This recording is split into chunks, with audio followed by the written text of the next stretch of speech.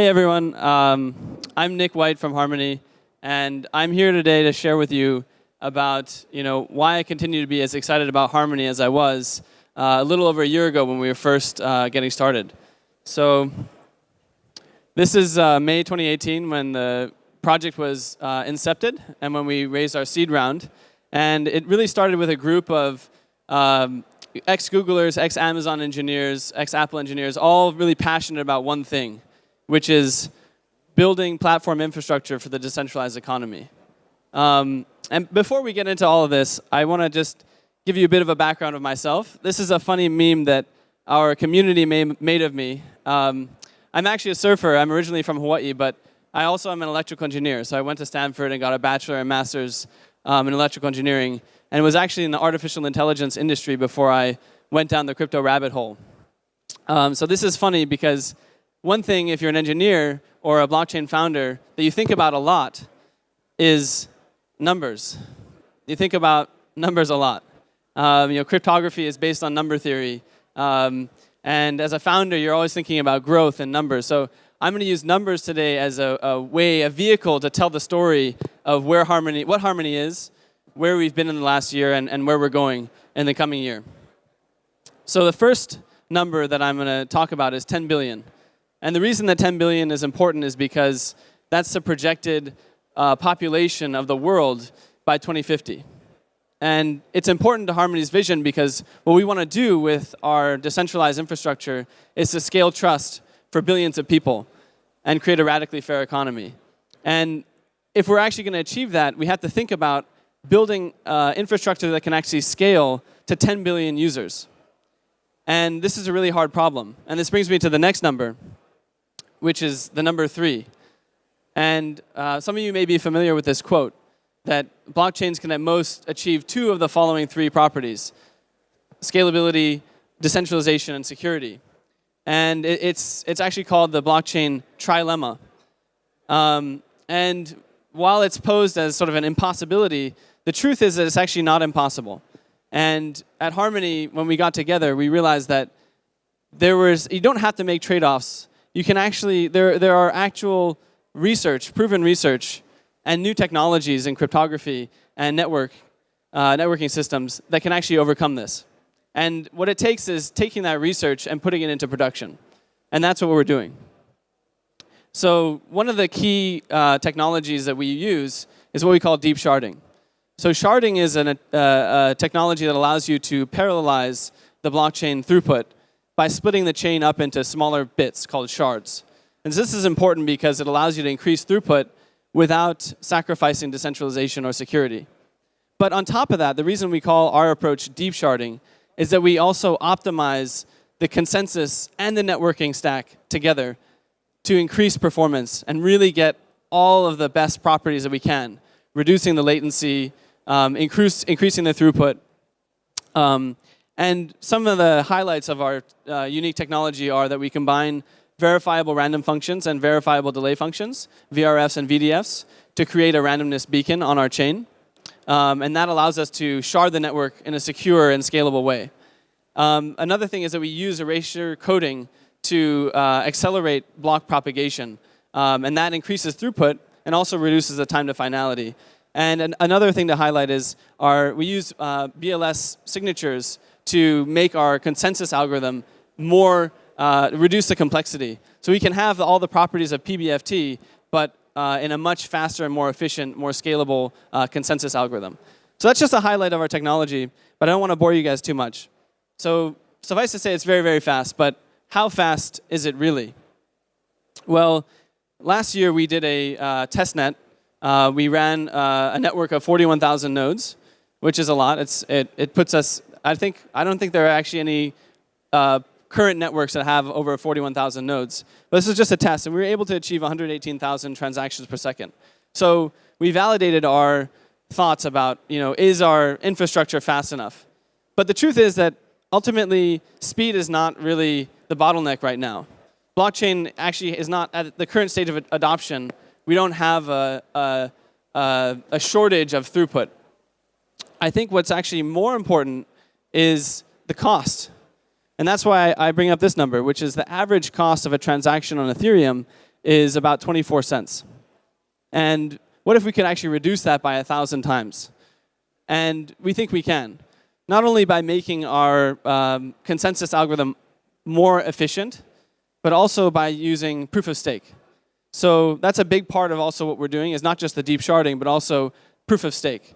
And not only are we thinking about proof of stake in terms of how to make a secure proof of stake consensus, but also about the economics of proof of stake. So this is a short diagram of our specific model for bidding on validator slots in our network. I don't want to go too deep into this, but we have a blog post on it. It's called Effective Proof of Stake, so check that out. But the point is that by combining deep sharding with proof of stake, we're able to not only increase our throughput, also but bring down the cost of running an application or using our network, which I think is going to be one of the key differentiators going forward among different blockchain protocols.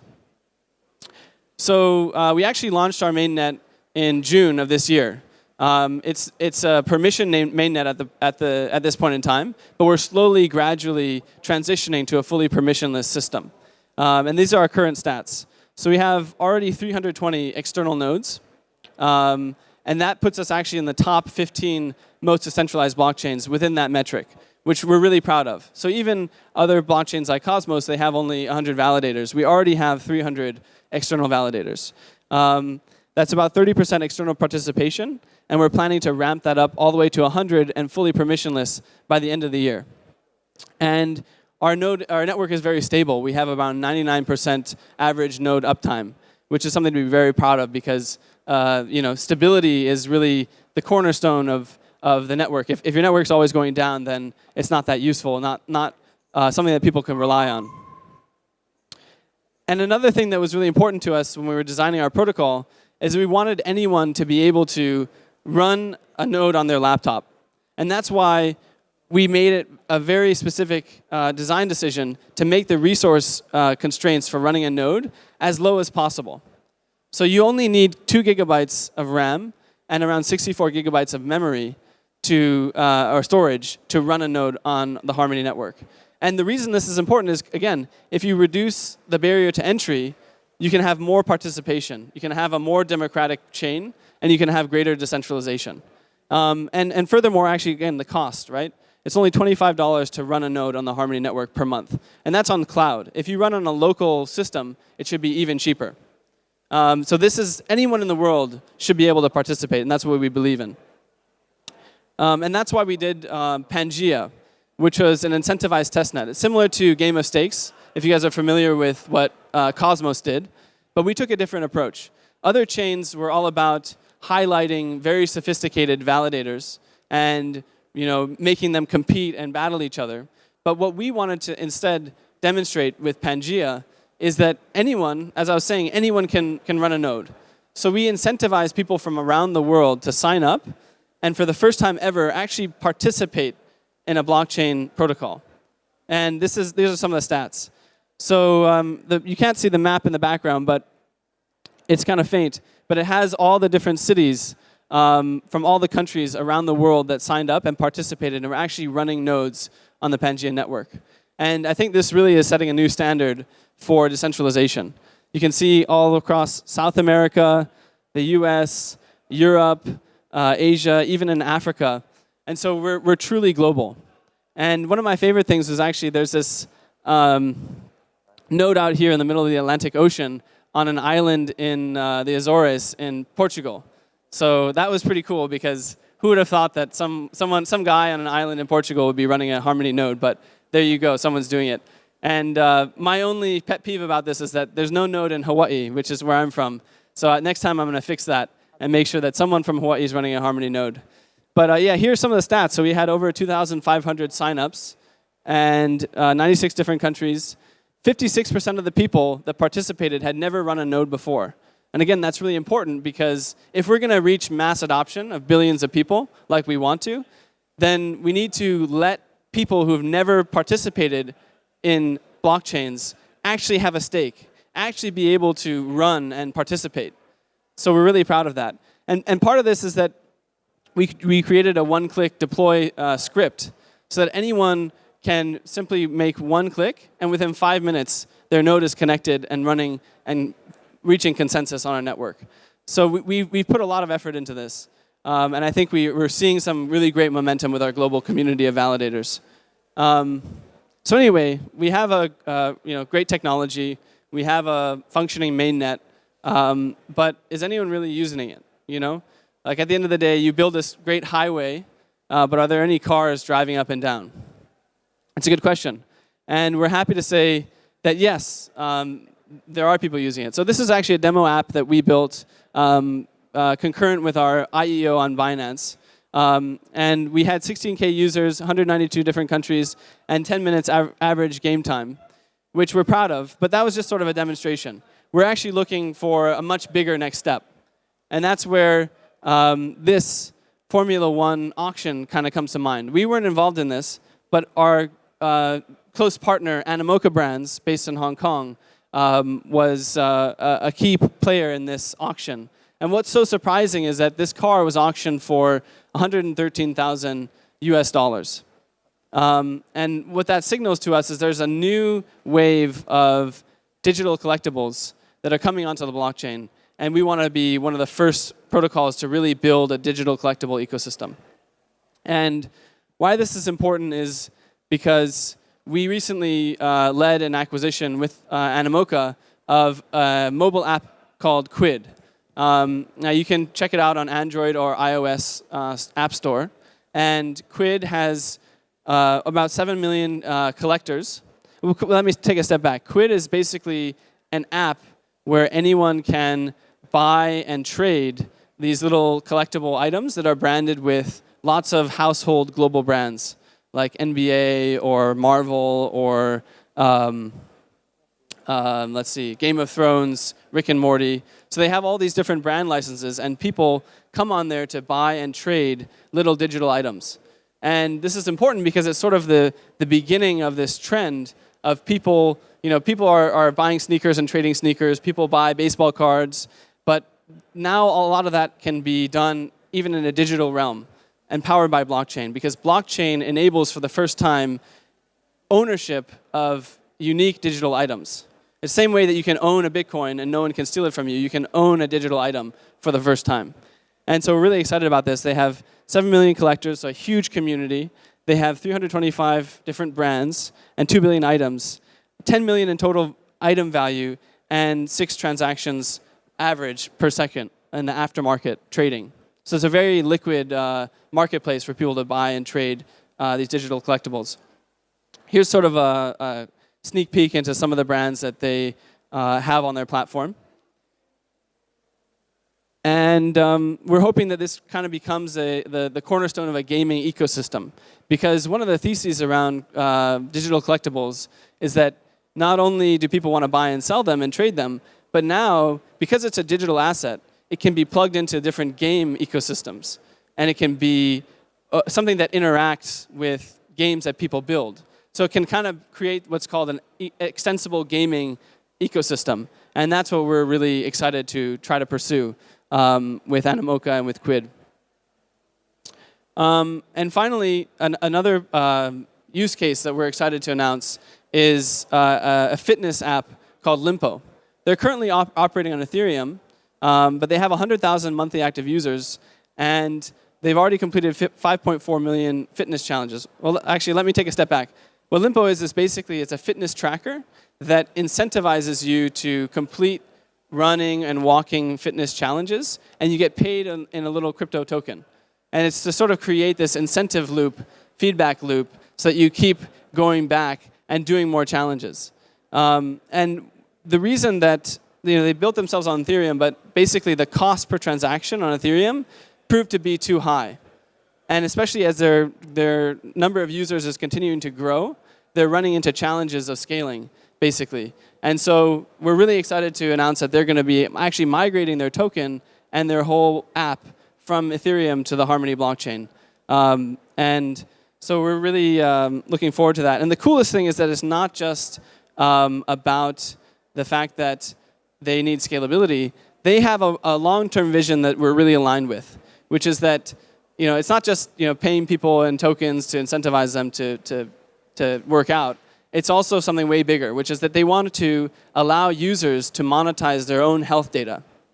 So as you use the app and you collect data about your own fitness habits, you can then monetize it to people that companies that want to sell products to you, or even more interestingly, to insurance companies that want to know more about your health habits so they can better insure you. So we're really excited about this because it's sort of the beginning of this data sharing, new alternative to the information economy where data has value and users own their data and can monetize it. So Limpo is a really cool use case that we're very excited to announce. And then finally, we're very passionate about finance. We think that finance is one of the major use cases for blockchains as a whole. And that's why we're integrating with another partner called Carbon.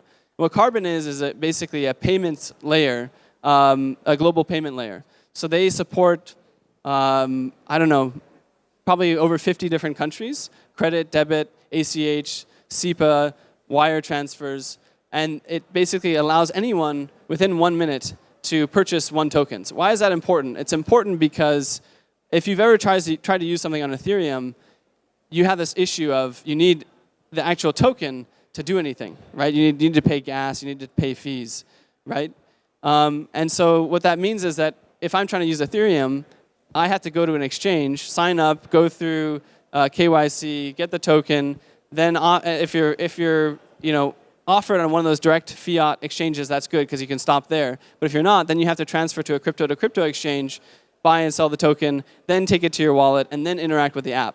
So that is such a huge hurdle that oftentimes that stops a lot of people from actually adopting and using blockchain.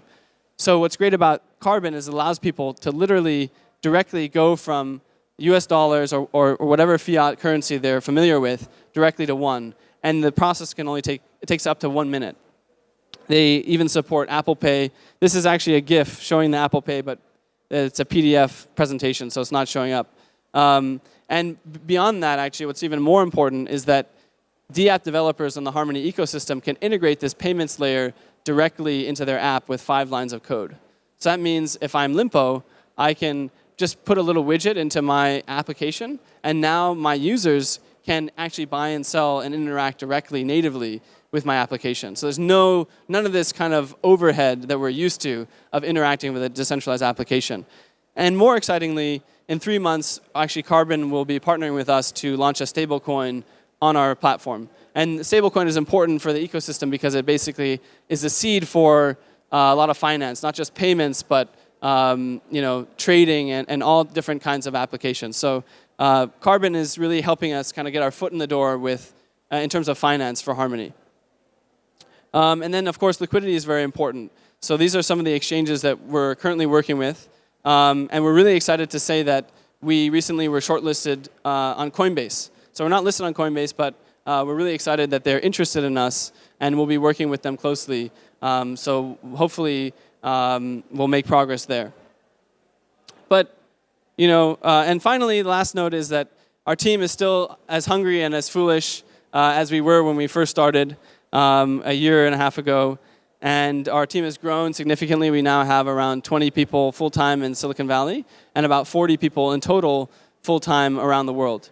So we're really proud of the people we've brought on board from all different top kinds of companies and schools. But after all these numbers, there's only really one number that matters at the end of the day to us.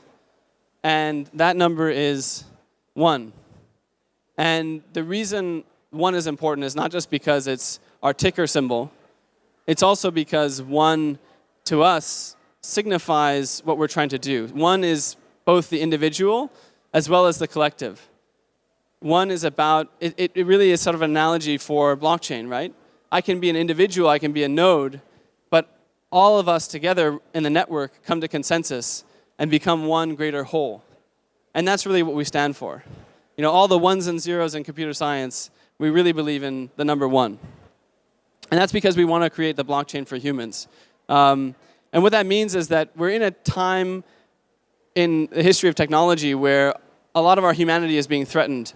Social media is being used to manipulate our behavior, to monitor us, it feels like we're kind of going down the wrong path. The technology is taking us down perhaps a way, something that we didn't anticipate and weren't really prepared for. And maybe automation will take away our jobs. It's all sort of technology is both good and bad. And what we want to stand for is what's good in technology. And that's what we mean by the blockchain for humans. We really think blockchain can stand up for our rights and actually give us power back from the internet monopolies, from governments that don't have our best interests at heart. And that's what we stand for. So anyone who's inspired by what we're trying to do, please come up and talk to me. And anyone who's online, we'll just leave you with this one message, which is that we want you to be the one. What that means is be the one who stands up for what you believe in. Be the one who participates in the network. Be the one who wants to change the world for the better. And that's what we stand for. So thank you guys for tuning in. I'm Nick, and happy to take your questions. Thank you, Nick. That was beautiful. Yep. Thank you. So I'll get the ball rolling with just one question I have in mind. I saw your team slides that you had people from Stanford and various other universities. It seems really impressive. Like how do you all band together to create, to come together and work on Harmony? That's a really good question. So a lot of it started with a meetup, which Steven, our CEO, founded 2 years ago, which is an ex-Googler meetup that kind of branched out into being just a meetup for all kinds of engineers, entrepreneurs, investors. And through that meetup is how many of us connected. And it sort of formed the seed of our community. But I think that once you get a critical mass of really bright people in one place that are all very passionate, I think that the culture is really important. If you really have a vision that people can latch onto and believe in, then it kind of attracts more and more great people.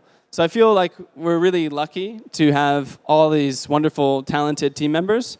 But I think it's also because we stand for something more than just technology. I think that's what enables us to draw those kinds of individuals in.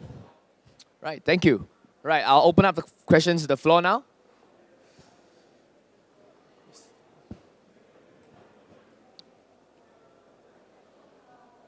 Hi, Nick. Just now you mentioned about carbon collaboration. So in case I misunderstand, the 5 lines of code is to integrate only for one or basically any other cryptocurrency? So what that is basically there's a widget that if I'm a DApp developer and I want to have payments as part of my decentralized application, I just have to kind of put in a pre-formatted few lines of code, and then when my DApp is running, it will have that payment integrated. So it's sort of like a widget, like a plug-and-play widget for developers that want to have payments as part of their application. So which means with this widget, it can be any form of token payment, or it's only for one? So it depends. It's on whatever they support. At this moment in time, they're mostly plugging into the base layer protocols. So in this case, it's just going to be one. But I can see in the future, perhaps, supporting other tokens on the Harmony ecosystem. Thank you. Could I just have one more question? Of course, yeah, go for it. Sure, please do. Yeah, I think Limpo is very exciting. For a long time, our data has been very monetized by the financial institution and other companies. When do you think Limpo will be ready, to be launched, and how do you foresee that the consumers can monetize their own health data? That's a good question. In terms of timing, I don't know. I think it'll take a while because it's an entirely new business model. But I agree with you. I think it's really, really exciting to envision a world where, my fitness, my data in general, not even just fitness, but my data is something that I own and I can benefit from. That's something that we really believe in. In fact, we think that, in some ways data, there's a book actually called Radical Markets. And in that book, this guy, Glenn Weil, talks about things like data as labor. And people talk about data as, oil, the new oil. And it really is a valuable resource. And so it's really odd that when we're creating all this data nowadays, we just hand it over for free, right? And then that data is then used not only for that company to make money, but even then to turn around and kind of manipulate us, right? With Cambridge Analytica in the U.S. Manipulating the election. And that's just a small window into what's really going on underneath the hood. So we think that we kind of live actually in a kind of data slavery economy in a sense. And so we really believe that Limpo and health data is sort of a first step towards this broader vision of data being sovereign, self-sovereign data, and data bringing income to the people who actually create it. But I think it's so early, it'll be a long time to figure out how these business models will work and for it to really reach mainstream. But I think Limpo has a good shot of being one of the first applications doing that. Thank you. Thank you. Chris. Hi, Nick. If I want to issue a new type of token or create a DApp on Harmony, what programming language or the program model can I use? That's a great question, and something I should have covered, actually. So we are, to start, supporting the EVM and Solidity. So that means that we've made it very easy for anyone who's been developing on Ethereum or currently has an app on Ethereum to port over to Harmony. So it'll be very, very, very simple and straightforward. But in the future, we're actually tracking a lot of the progress that's being made in the WebAssembly world. And I think there's a lot of excitement from developers about WebAssembly and WASM applied to blockchain. So I think in the future, we're definitely considering the transition to WASM soon. But for now, we think that a lot of the developers are currently working in Solidity, so we want to make it easy for them to use our chain. So Solidity is fine. So it means that Harmony token is used to pay the transaction fees too? I couldn't hear that, sorry? Yeah. It means that because the EVM requires the gas. Yes, so we have a gas as well. So there's gas fees because we're a smart contract platform. So using smart contracts, you need to pay gas. Yeah. Thank you. But you pay in one token. Yeah. Thank you. Chris. We have another question here. Sorry, I missed your presentation, but I would No like worries. to ask, what's your key unique value proposition? Because you have currently we have a lot of platform which provide very similar service, right? So what's the key value proposition from Harmony? Yeah, so I think that there are a lot of chains promising the same thing in terms of scalability.